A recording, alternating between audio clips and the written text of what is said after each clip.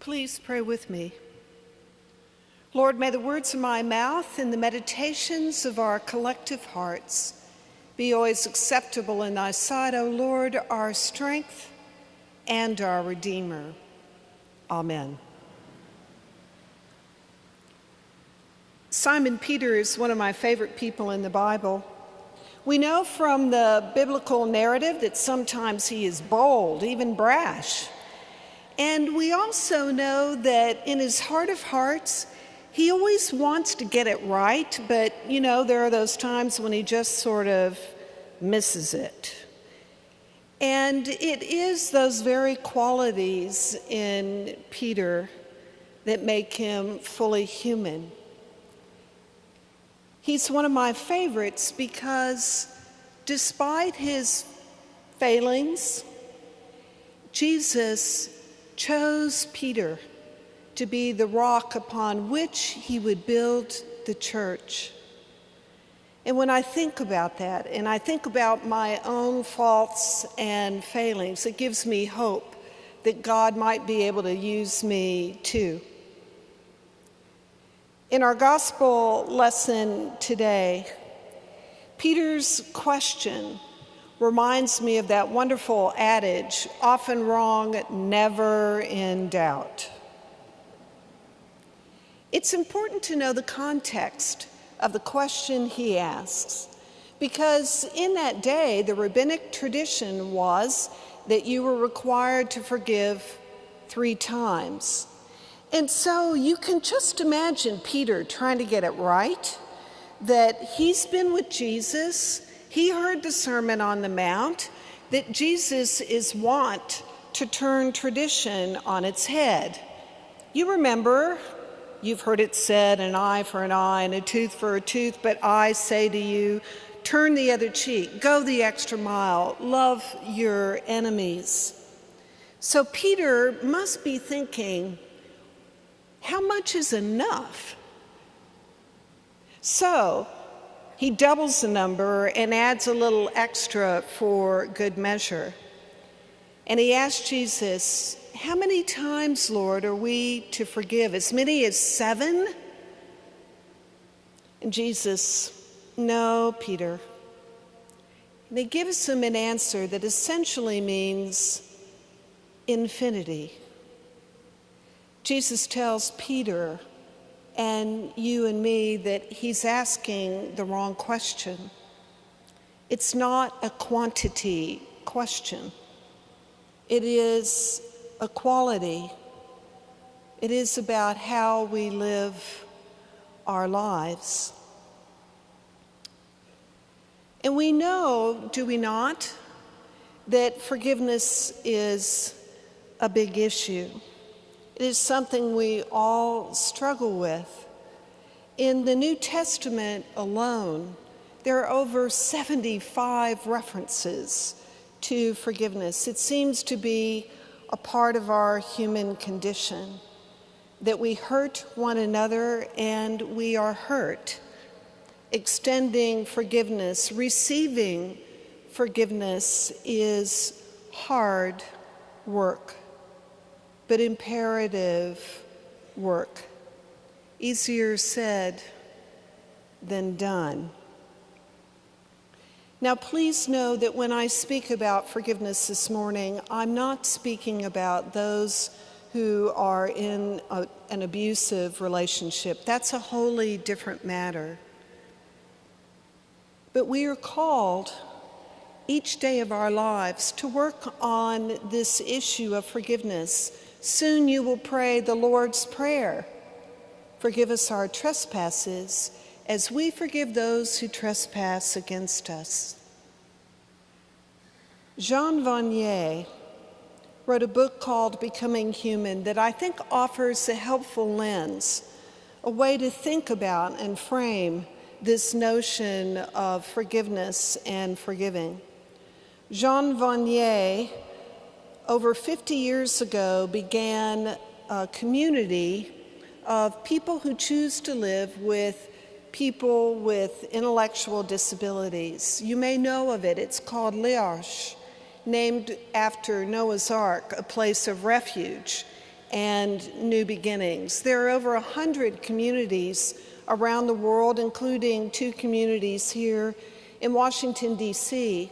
And Barnett makes the observation that it is in these decades of living with people with intellectual disabilities that he has come to learn more about what it means to be fully human, that they have taught him to recognize and accept his own weaknesses, his own vulnerability.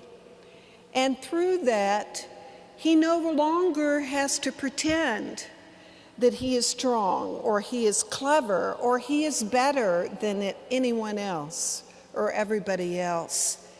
He recognizes and accepts his own fragilities and his own gifts.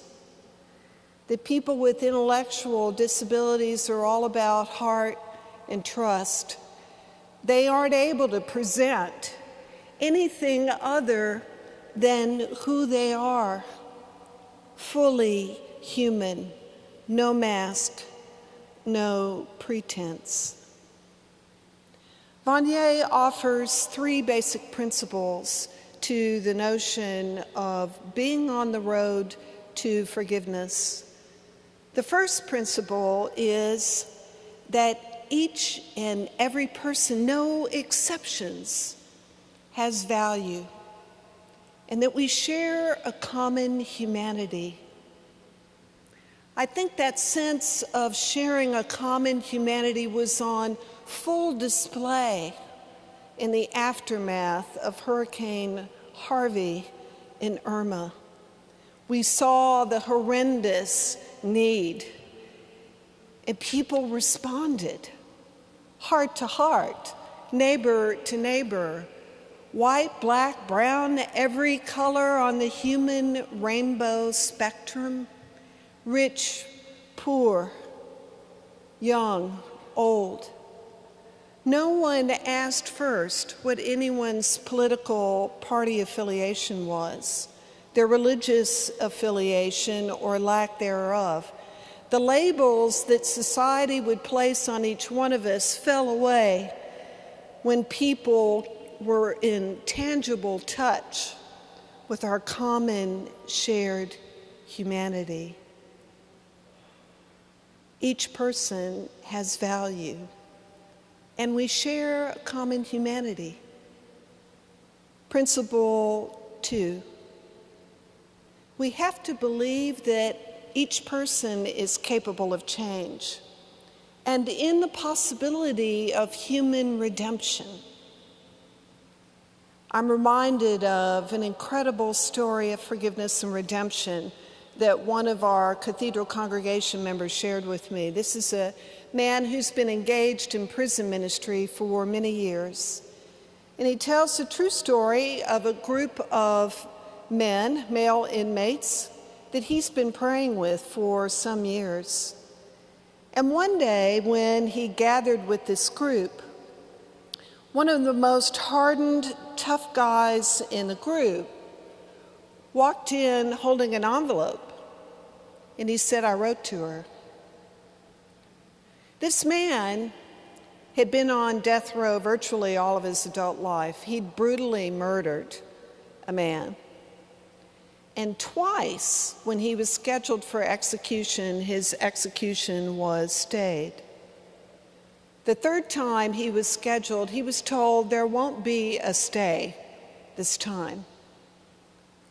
And he had written to the widow of the man he had murdered and asked for her forgiveness, knowing that he didn't deserve it, knowing he'd done nothing to merit it. But he dared enough to ask.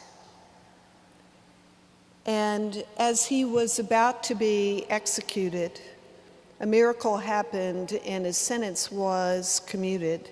So he was going to live. And now he had the response to that letter, to that request. And he was terrified to open the letter and see what she would say in response. so someone else had to open it up and read it.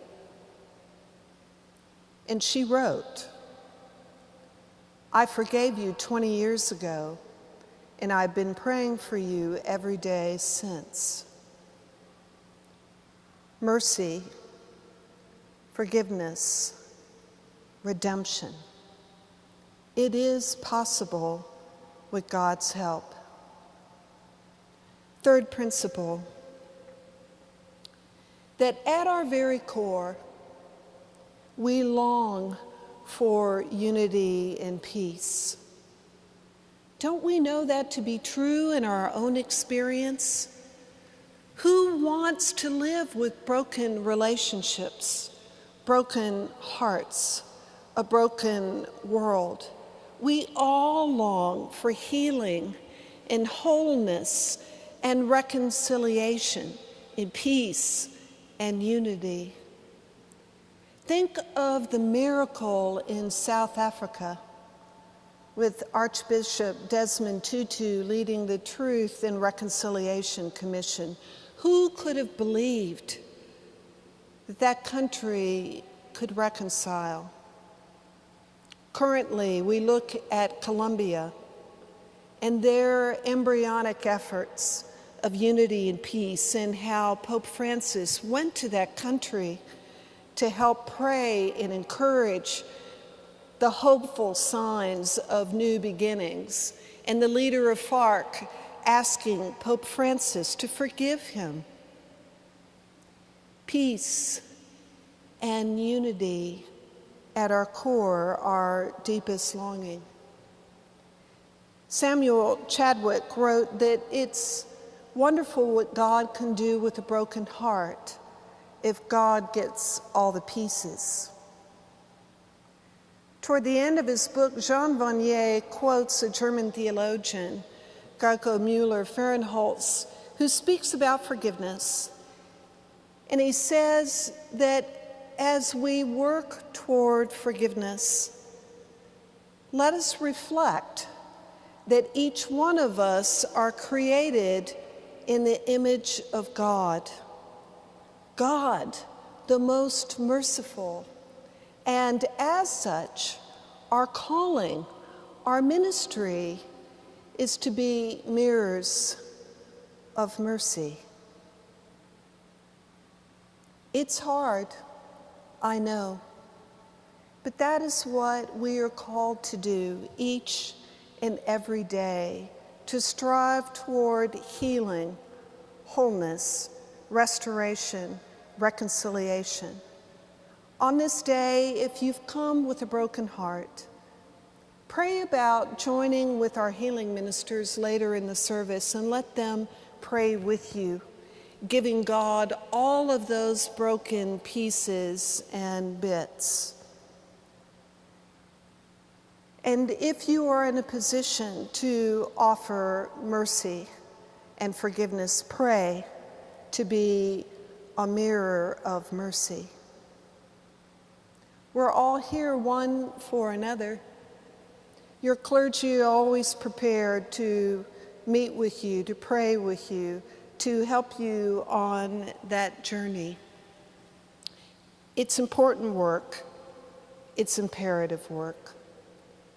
How many times are we to forgive, Lord? As many and as long as it takes until we take our last breath. Amen.